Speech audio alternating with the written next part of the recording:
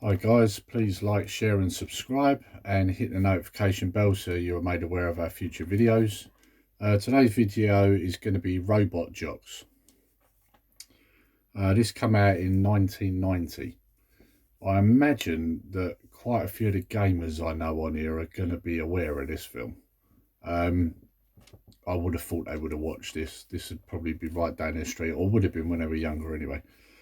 So, let's get into a bit of the write-up on it. I won't spoil too much. And then we'll go through some of the behind-the-scenes things that went on as well. So this film follows a character called Achilles, who is one of the robot jocks. Robot jocks are pilots of giant robot machines that fight international battles to settle territorial disputes, etc., land and resources in a post-apocalyptic Earth in the future. Right, okay.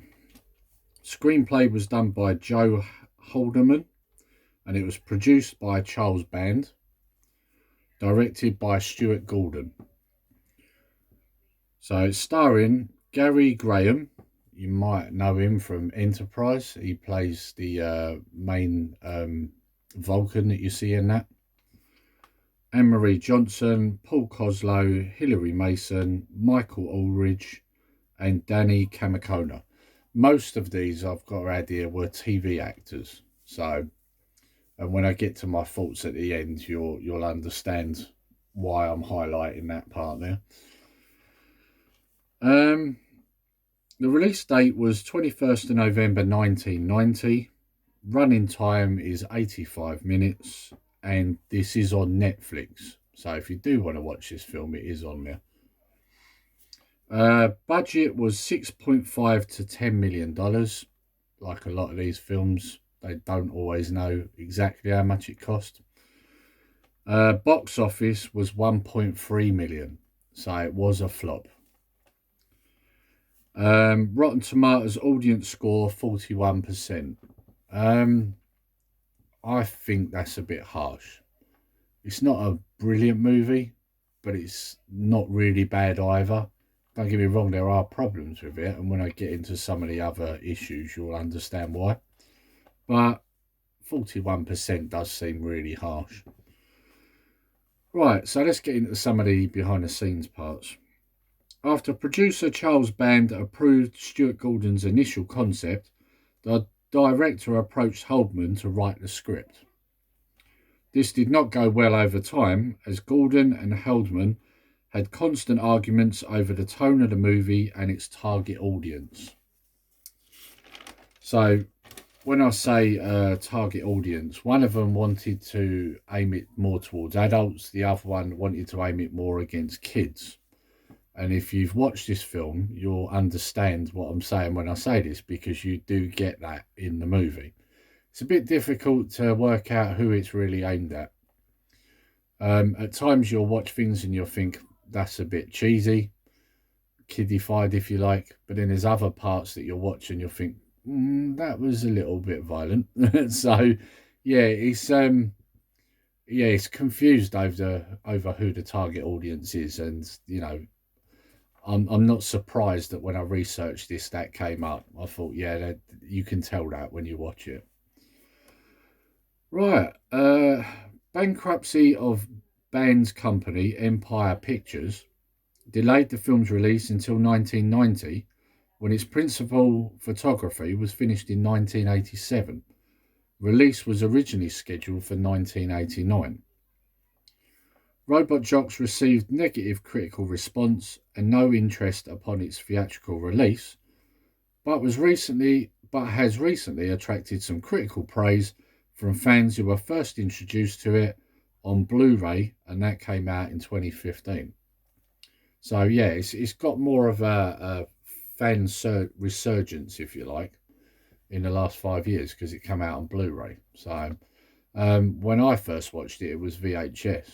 So I do believe there was a DVD release somewhere, but it's come out sort of few and far between. So it's one of them films that's really become another cult classic.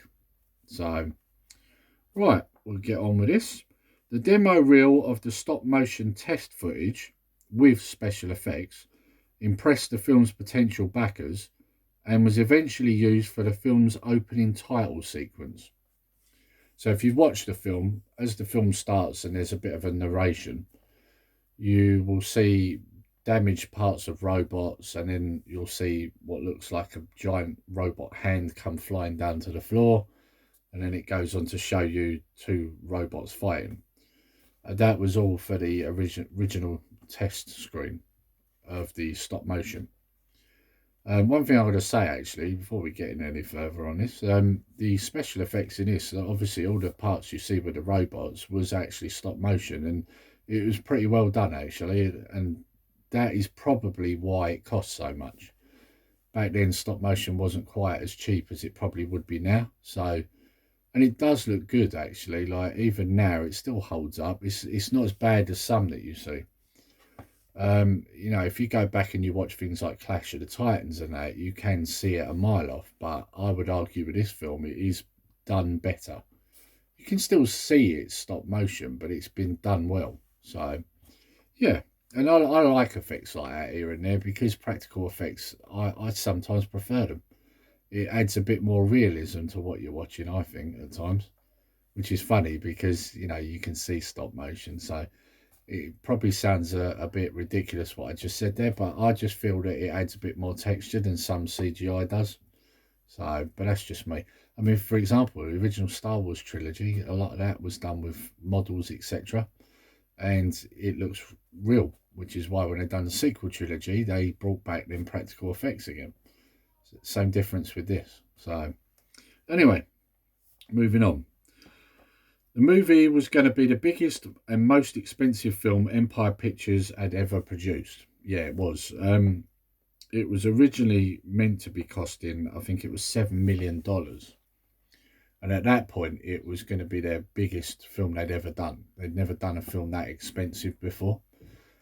Obviously, we know it run over that because the budget I gave you at the beginning was between 6 point something and 10 million, 6.5 and 10 million.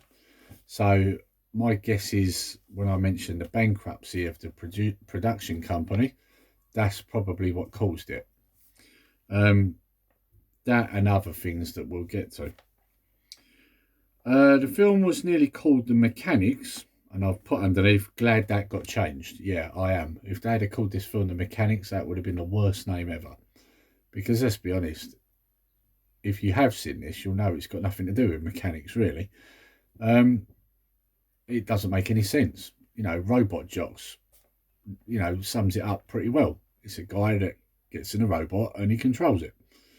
You know, he's not a mechanic, is he? So, yeah, I'm glad they changed that. It wouldn't have worked.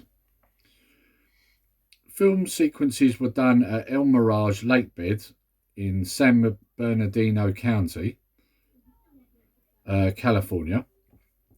Due to its bright skies and unobstructed panoramic view. I can't talk today. Yeah, so they filmed it there because, you know, bright skies, unobstructed panoramic view, perfect place to film, at least they thought. This later went against them as weather elements frequently delayed filming, costing more money. So there's one of your problems there. You know, there was constant delays, so as a result, it cost more money. Again, something else that probably caused the bankruptcy of the production company. Due to delays of the film, its Cold War themes had become less relevant to US audiences. Yeah, there's a Cold War theme going all the way through this. They're not called the USA and the USSR, but that is the vibe you get. You know, the good guys speaking an American accent, the bad guys speaking a Russian accent. So that is the vibe you get. So yeah, there's definitely Cold War threads going through it. But of course, by the time it came out in 1990, this wasn't really a thing. So, you know, obviously it lost people because of that. But it also lost people because the film was intended to cash in on the popularity of Transformers. But by its release, Transformers' popularity had diminished, which it had. By 1990, Transformers wasn't as big. You know, not so many people were interested in it. So, of course, this again cost the movie. So, yeah, not ideal circumstances. Right, so now we get to my thoughts. I don't think this film was intended as a B movie, but it became one. And I do believe that. I don't think you would have spent nearly, between 6.5 million and $10 million on a B movie. I think their intention was for this film to be a lot bigger than it was. Obviously, they used TV actors, which probably would have saved them money. If you'd have got big movie stars, it would have cost a lot of money. So it was obvious from that their intention was to spend the money on the effects and hopefully make some money out of this. So I really don't think that their intention was to make a B movie. Unfortunately, it ended up being one because, as I said at the beginning, it didn't make back what it cost, nowhere near. So yeah, it's like quite a few of these films. Same as when I did my Saturn 3 video. Saturn 3, I believe, it was the same. It wasn't intended to be a B movie. It just ended up being one. So, right, goofy lines. There are some goofy lines, but I've got one here that's the worst. And I'll say one because it is two people speaking, but it's the one line that I've got the issue with.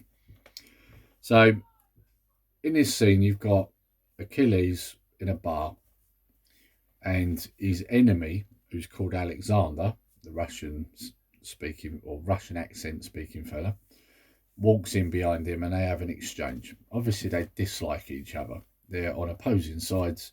They're both robot jocks. They don't like each other. So he starts talking to Achilles, and there's a part where Achilles says, "You're making my beer curdle."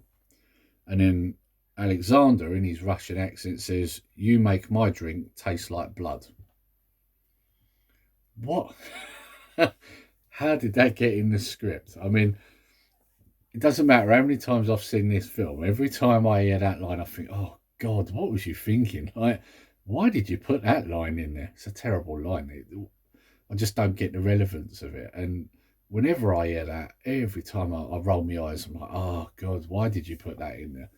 Makes no sense. You make my beer curdle makes perfect sense. He doesn't like him. But you make my drink taste like blood? What's that? What does that mean? So, yeah, it's one line that really bugs me in that film. So, right. When Achilles talks to Alexander before he gets in the robot, his voice echoes. How does this happen? Right, okay. So, I'm not going to give the whole ins and outs because I don't want to ruin it for you guys. You should watch it. But there's a part where the referee, or referees, because there's more than one, they have like a kind of skiff, if you like. It hovers. And they come along and they're telling Alexander to stop what he's doing. And obviously, where they're referees, it would make sense that their vehicle's got a megaphone on it, so their voice is echoed. The part I don't get is that when Achilles is outside of his robot trying to run and get in it, he shouts something at Alexander and his voice echoes when he does it. And it's like, hang on a minute, where's this echo come from? Like, that's not how this works, So, yeah, it's a bit weird. And it's just a little thing, but when I see that scene, it's like, what was going on here? I don't know if it was so much a mistake or what, or whether it's just the fact that maybe there was a scene that kind of explained that, but it got cut out. I don't know, but yeah, every time I see that part, I'm like, I don't understand that. How's he echoing? What's going on here? So it's only a little thing, but it's just something that bugs me. So right, I've then put cheesy ending. Alexander suddenly stops trying to kill Achilles, and then they bump fists. Yeah, it's a cheesy ending. Again, I don't want to give too much away, but they end up out of the robots and they're fighting hand to hand. And Achilles is trying to appeal to his better nature, saying, "Look, this is it. We could both live here. What are we doing?" And Alexander's like, "No, I want to kill you," sort of thing, and they keep hitting each other with stuff and punching each other, etc., etc. And then for some reason, on about the third or fourth time that Achilles says it to him, he drops what he's holding, and you just see a close up of both their fists, and they bump fists. Now, the reference with the bump fists is that they bump fists with their thumb up like this. And this is, instead of saying good luck, which in this film is considered bad luck, apparently, they bump fists with everybody and they say crash and burn, which is their version of good luck in this. So that's what that's meant to be simulating at the end of the film, that, you know, they're both sort of saying good luck to each other at the end, bumping fists. And it's just a bit weird. It's like a close up, and it does look really cheesy. And it obviously it looks cheesy as well, because it's like, hang on a minute, like a minute ago he was trying to take his head off. Why are they now all of a sudden bumping fists? You know. But again, you know, it's just a little thing. It's nothing major. So, like I'll put on my next point, it's cheesy, it is goofy, but it's good fun, and it is good fun. I don't know quite how to put it. I mean, like, I don't know if you. I'm trying to think whether you could really let your kids watch this. I'd say no. There is very mild nudity in it, so and it's a woman, so I wouldn't suggest you let your kids watch it. Which is a shame, because, like I say, with this film, you do get the impression when you're watching it that it is targeting kids. But then there are scenes, like I just said, where two people are beating the crap out of each other, and that's obviously adult. So yeah, and obviously the nudity, mild nudity, like I said. So yeah, it's a tricky one. I mean, it's a bit stupid what they've done, really, because when you do watch the film, because they've done this, it doesn't really specifically aim at either.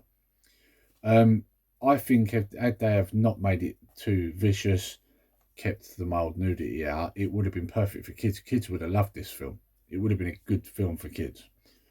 But because of the serious threads that are in it and some of the violence and the mild nudity, it's ended up being targeted to no one, if you like. Because the thing is, when I first watched this, I was, what,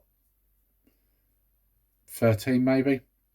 So when you're 13, it kind of targets you in a lot of ways, because it's not too kidified and it's not too adult. So it's just right for a 13-year-old. When you watch this as an adult, it's not as enjoyable as it was when you was 13, because when you was 13, it was perfect. So yeah, it's a tricky one. So I put here, which I've just mentioned a minute ago, about I watched it when I was 13. So the reason for that was, this was a film as a kid I desperately wanted to see, but we didn't have Sky TV. And that's true. My friends did have Sky. We didn't. We couldn't afford it. So for a long time, I had to wait. And I had to wait until this was released on VHS. So I didn't watch it until quite a long time after the others. And all my friends were all going, oh, it's a really good film. Of course, at that time, we was all around the age where you would think it was the best film you'd ever seen.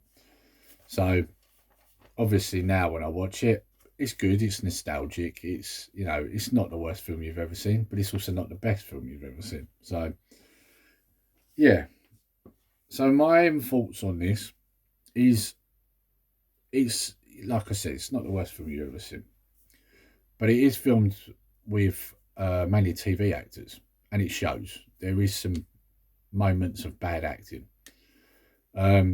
It's not the quality you'd get from movie stars, big movie stars. So there is signs, you know, that there's issues with the acting. Like I said, you know, again, there's things in there. It doesn't quite target anyone properly.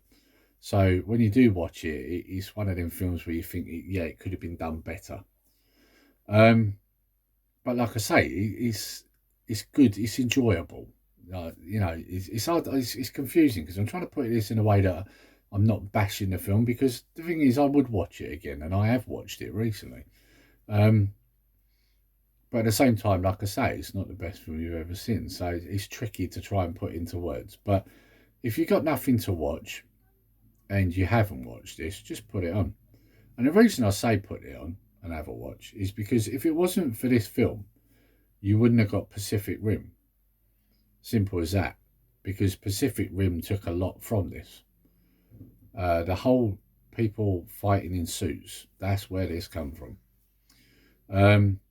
Obviously, for years you've had manga and anime that have been doing this sort of thing from way back, but you didn't really have someone do it in live action in a movie. So Robot Jox was probably one of the first to do that. I think there was a film out before Robot Jox called Crash and Burn, which had something similar in it. But I've got a feeling that was done by the same people. So, you know, you wouldn't have got Pacific Rim. So that's one good thing. I'm not going to take responsibility for Pacific Rim 2 because that was terrible. And I would argue actually that Robot Jox is actually better than that. So, yeah, don't know what it is. Must be something with films that have John Boyega in it. I don't know. But anyway, like I say, if you've got some time and you can't think of anything to watch, and you want to watch something a bit sci-fi, but something that's not too serious, give it a watch. And if you have already watched it and you want to watch it again, like I say, it's on Netflix. If you've got Netflix, it's not going to cost you anything. So what have you got to lose, really? So yeah. Anyway, I just wanted to go over this. Like I've said in my previous videos, it's not all about the big movies. It's not about all the films that cost hundreds of millions to do. It's not about all the special effects. It's about stories. And the thing I would argue with this film, although not executed well, the story is pretty good. You know, post-apocalyptic world, and you've got two factions, and they fight over who gets the world's resources. Different idea. War's been abolished, so they do it using robots. Perfect. Different story, different idea. And that's what I like, different ideas. Like I've said on videos before, this is another one of them films that could have a reboot. And if it was done with money thrown at it, it would be a good film. The idea is sound. And that's why I do these videos. Because, like I said on all of these so far, they're not the greatest movies you've ever seen, but they're original. They're good stories. And sometimes it's worth watching a film that might not be the best film you've ever seen, just because of the fact that the story's pretty good. Right, so that's me done. I hope you enjoyed the video. Speak to you next time. Nerdy Geezer out.